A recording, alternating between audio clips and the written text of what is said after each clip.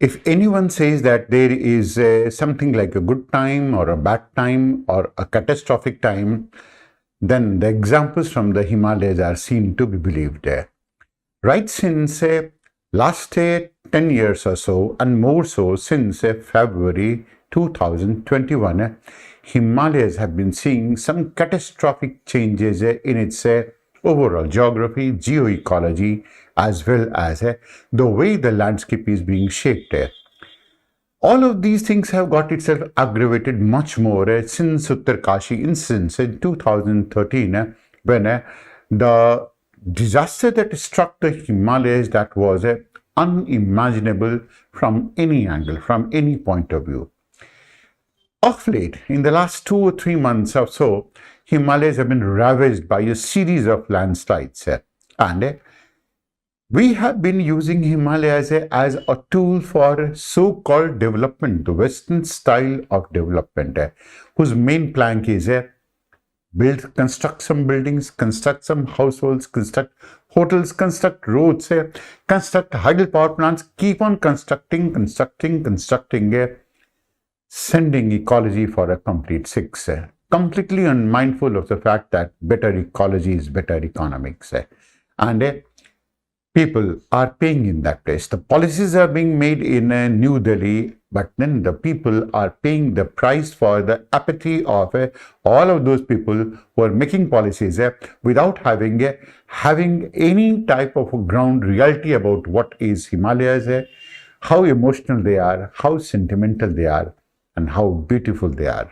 So why exactly is it that it has become a commonplace? Forget about blaming the monsoons, which is a very common phenomena. Talk about what are all the factors that can go on to be a part of it. One of them is, as you can go on to pick up the case, that is going to be associated with the MCT. What we go on to be talking about is there is the main central thrust. And when we go on to be talking about the main central thrust, we are essentially talking about this is a fault zone that is going to be lying in the Himalayas. All of these zones are going to be fault zones along which Himalayas are going to be very, very weak. And it is these regions along the whole of Himalayas are actually going to be really weakened of sorts in this case. And along this region, if there is going to be any amount of a seismicity that has not taken place, but imagine if it goes on to take place, then that will go on to give rise to so many type of loose rocks and rubbles, and there is only one place that they can go on to move, that is downwards. Like the morality of the people who go on to plan for these hills, that is, like these moralities that can go on to go only down, these rocks also go on to go down. The fourth is the rising glacial lakes.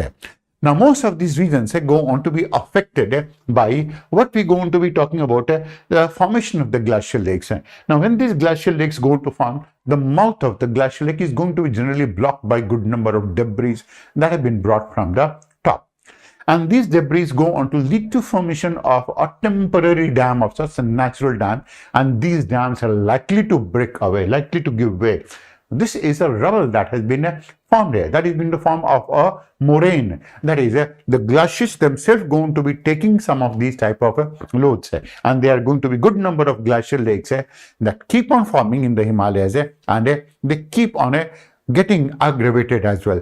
Uttarkashi 2013 was one such type of an event that took place because of the aggravation of this type of a situation caused by a glacial lake outburst flood that we're going to be calling it by GLOF. That has been the most important case. Now, all of these factors are getting aggravated even by some of these more recent happenings and phenomena that is associated with cloudburst. Now, most of these cloudbursts are taking place because of, as we're going to say, ostensibly caused by global warming. Now, what global warming has done is it has changed a lot of pattern in the country. The changes that have taken place in the pattern of the rainfall over the whole of the country has been very, very well marked. For example, most of the rainfall over India used to be taking place through stratus clouds because the temperature used to be uniformly distributed. But then there is a change in the pattern, there is a shift in the pattern that is taking place, and most of concentration of the convective rainfalls go on to be localized. And because they are going to be localized, that leads to the formation of a huge cumulonimbus cloud with a vertical growth that is simply unimaginable. Can you imagine in the Himalayan region a 14-kilometer high cumulonimbus cloud growth? Now these clouds go on to have immense reservoir of water, and it's like whenever there is a warm air that is rising and that has been forced to rise, and in the Himalayan region there are many situations which can go on to force them to rise, and this is what is happening. One of them is along the slopes the air has to rise. That is the only way that the air can go on to move is going to be moving forward and upward. That's the only way that the air can go on to rise. That's one. Second is if God forbid this happens, if that is going to be associated with any type of a condition of a jet stream, and the jet streams are hovering over it, there is the winds that are coming from the western European region. They are very high velocity winds moving at 240 kilometers per hour, and what these winds are going to do is that they're going to suck the air from beneath. Now imagine these are monsoon-laden winds. These are moisture-laden winds of the monsoon. They consist of very high moisture. Then they go on to get more moisture from Terai. Then they're going to rise along the slope of the Himalayas. Then they're going to go for convective instability. And then they are going to be sucked. Now, what else you require for a cloudburst not to take place? All the conditions are going to be ripe in this case for the formation of a very intense amount of a rainfall in a small amount of a time. And these cloudbursts, when they're going to take place with enormous amount of a downpouring, that is, the downpouring is going to be equivalent to something like the amount of rainfall that may have taken place in 7 days of time. It pours in just 15 minutes. Now imagine this spectacle of the rainfall, but that is for the nature lovers. For all of those people who are going to be there, it's not a spectacle at all. It is a catastrophe. It is a disaster, because they have moved in those type of places. They live in those type of places where they should not be living at all. But then this is what they have done. That is the type of a sin that they have committed in this case. And this is aggravated even more by the deforestation that has taken place on the hill slopes.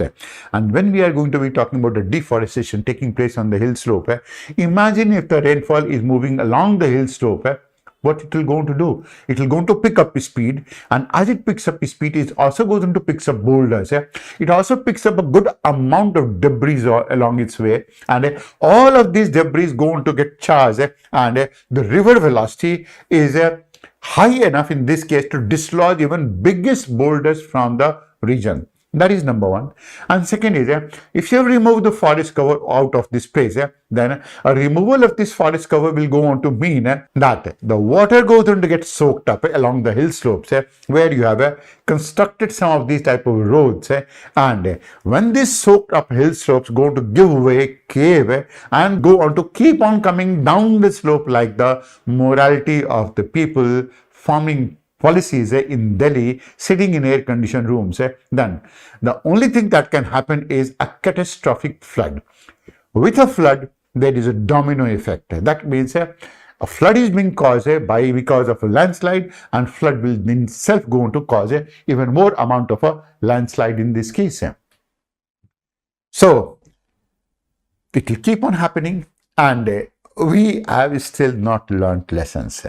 If that is going to be not enough, can you imagine we have kept on building hydropower plants against all the type of recommendations of people who have voiced concerned against construction of such type of hydropower plants, construction of such type of an urban area. And you can go on to take a look at the pathetic situation here. One pathetic situation that is going to be behind me, that you're going to take a look at it. When people go on to be constructing such type of housing all along the slope, can you imagine the amount of weight they're going to put on the slopes? And if they're going to put so much amount of weight along the slopes, what can happen? What can happen? The only thing that can happen is the slopes will fail. And if the slopes will fail, these people have only one country to blame, that is their own country. They will have only monsoons to blame because that is the only one that they can go to blame. And if they go on to have another choice, then they will go on to blame the Prime Minister for this purpose because it has been his deeds or his misdeeds of sorts. This is what has been a common phenomenon, a common pattern. And when you are constructing such type of hydropower plants like the one that you are constructing in the Himalayas, can you imagine the amount of a blasting that you have to go through? Can you imagine the amount of a blasting that you have to take place? And all of this blasting is responsible for enlarging all the cracks that are already there in the faults of the Himalayas.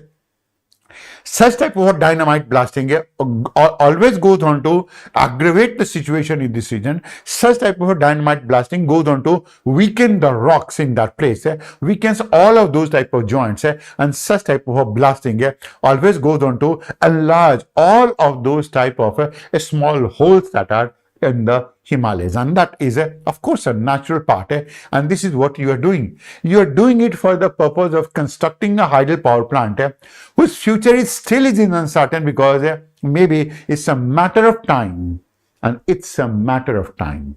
And I repeat it third time. This video will be on record. Some of these hydropower plants will go on to collapse in the future. There is nothing that can go on to stop it from not collapsing because nothing is made in this world to stop the fury of nature. With all of these things, there is no way that we can go to prevent this, or we have been able to prevent it.